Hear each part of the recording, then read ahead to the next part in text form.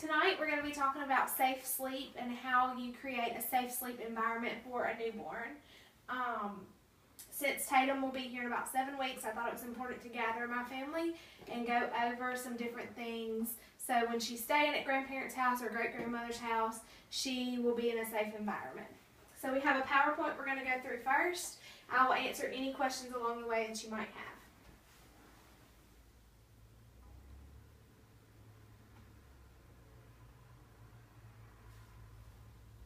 So our objectives for this class are, once we complete this module, we will have an understanding of a safe sleep environment.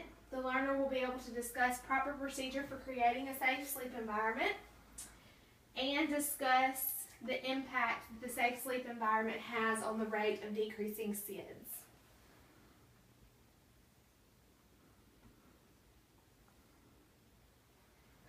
Alright, what is sudden infant death syndrome? It's also known as SIDS. SIDS is the sudden unexplained death of a baby younger than 1 year of age that after the police do a complete investigation, they don't find any reason why the baby has died.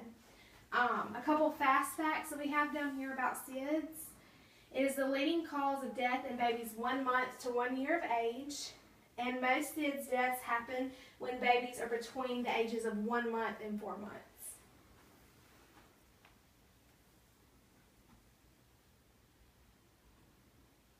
What should I know about SIDS? In 1994, they started really pushing big campaigns on safe sleep to see if we could get the number of SIDS deaths decreased. And since that time, in the United States, SIDS deaths have decreased by 50%. In 1994, 4,073 babies died from SIDS, and only 27% of those babies were actually sleeping on their backs in the cribs. Whereas now in 2009, there were only 2,226 babies that died from SIDS, and parents reported that 74% of them were sleeping, babies nowadays are sleeping on their backs. So that goes to show that the number has decreased over the years with babies sleeping on their backs.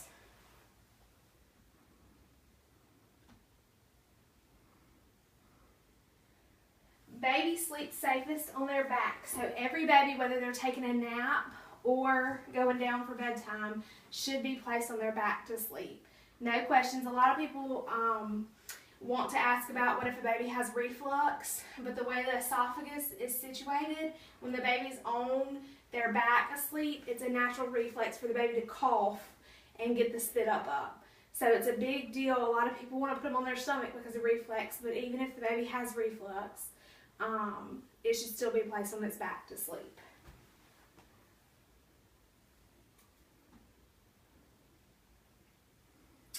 The sleep surface matters. The big thing about the sleep surface is you want a firm mattress. A lot of people think babies need something nice and soft to make them comfy. They don't. They need a nice, firm sleep mattress, and it's also important that the baby sleeps alone in their crib or bassinet. They should never be placed in the bed between the parents because they could roll over on them, and that soft sleep area can cause the baby to suffocate. So the big thing is making sure the baby has a nice, firm place to sleep. We should also keep soft objects out of the crib. Any teddy bears or anything the baby may like to cuddle with is not good for any infants. So the big thing is the baby should be alone in the crib. No big blankets, no soft toys should be allowed. Babies will be just fine if they don't have anything to cuddle with. That can increase the risk of it getting over their mouth and nose and causing them to suffocate. The next big thing is pacifiers. A lot of people think that a baby needs a pacifier to go to sleep and likes to attach it to a cord so that it doesn't lose it in the middle of the night. That cord, the string, could create a way for the baby to get tangled up and strangle. Also, if the baby starts fussing a little bit, people like to go and automatically shove it in the mouth when the baby's going back to sleep. The big thing is give it to the baby at the beginning, but allow it to be just the pacifier so the baby can spit it out if they don't want it. Sometimes we see where parents will wrap it around a burp cloth and tuck it around the baby's head to keep it in their mouth so it'll settle them when they wake up, and that's not good because that doesn't allow the baby free range of motion to spit that pacifier out.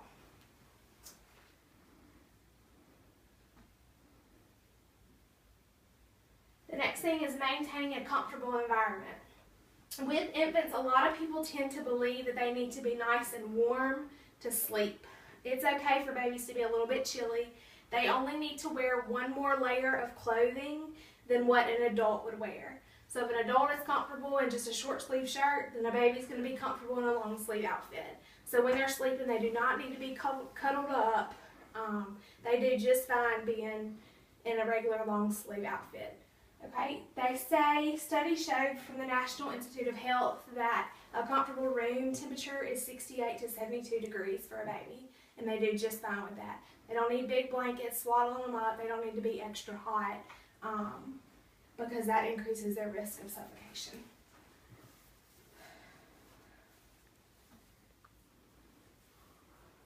Alright, and an easy way to remember it is the ABCs of a safe sleep environment. The A is alone. The baby should be alone. The B is back. And the C is crib. So the baby should be alone in its back in the crib. Real easy mnemonic to help remember that. A safe sleep environment. So what a safe sleep environment looks like is a firm mattress in a crib or a bassinet with the baby on its back, with a free-flowing pacifier the baby can spit out when it's sick of it. Nowadays, we don't use bumper pads. We clear everything out. Back in the old days, they would make the crib rails wider apart, so babies were getting their heads stuck in it and it was causing strangulation deaths. Now they say as long as a Coke can cannot fit through the rails, the baby will not, its head will not fit through. So with the bumper pads, you have an increased risk of the baby getting their head up in the corner and suffocating. So no bumper pads, a tight fitting sheet is all you need. The baby does not need a blanket. No diapers, no wipes, no stuffed animals in the crib. Nothing that the baby can get next to that's going to cause suffocation. The next thing we have is called the Halo Sleep Sack. This is what we'll be using for Tatum. All it does is zip up and down. And you place the baby in it. Let's say that. And it just zips up. This goes on over the one layer of pajamas that the baby has on. So the baby has on a footed pajama. This just goes right over their arms. And then you zip it up, and this counts as the blanket for the baby. But it's made to where the baby cannot get out of it, but is able to have a blanket on it. But the baby cannot get it to where it reaches over their face to suffocate them. Okay.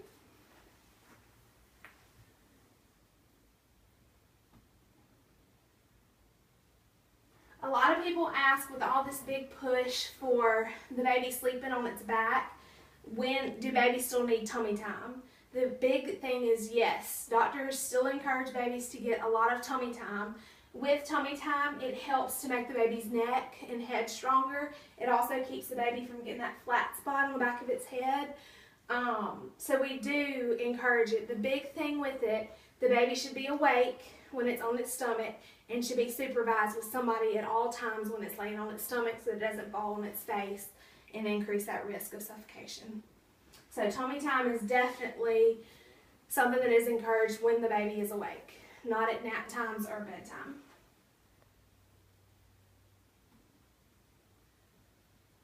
All right, and then we have our references. So what we're going to do now is go around. We have this baby over here that's asleep in this crib.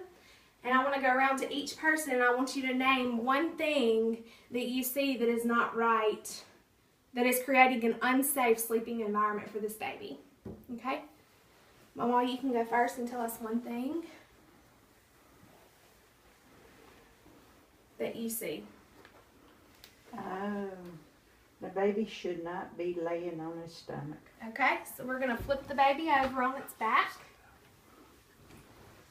Okay? Mom, you're next. Something that you see. The baby should not have stuffed animals. No stuffed animals. Okay, so we're going to remove these stuffed animals out of the crib. All right, Dad, can you name something?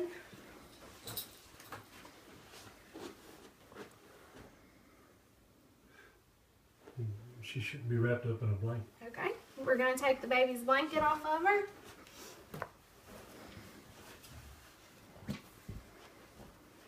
All right, Thomas, can you name something?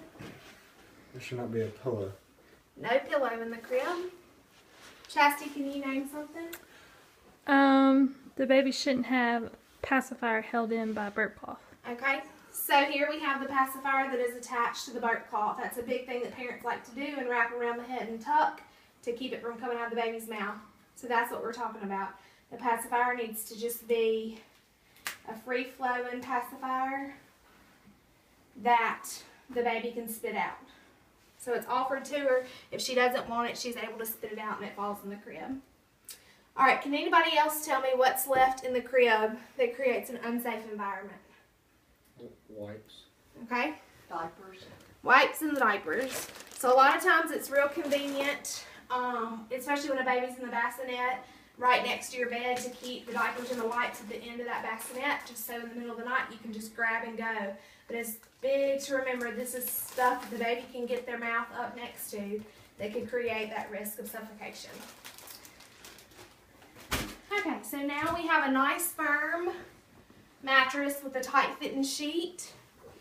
We have our baby here who is in a footed zip up pajamas, no blankets. Her pacifier is free flowing. So the only thing we would do is we have this Halo sleep sack. We put her arms in it.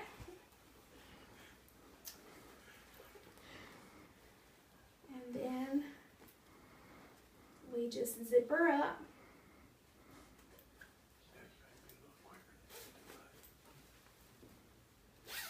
And now the baby has a nice blanket where she won't get cold, but it's not to where the baby can get anything up to her face easily. Okay? So then we lay her down on her back and she's good to go for sleep. Okay?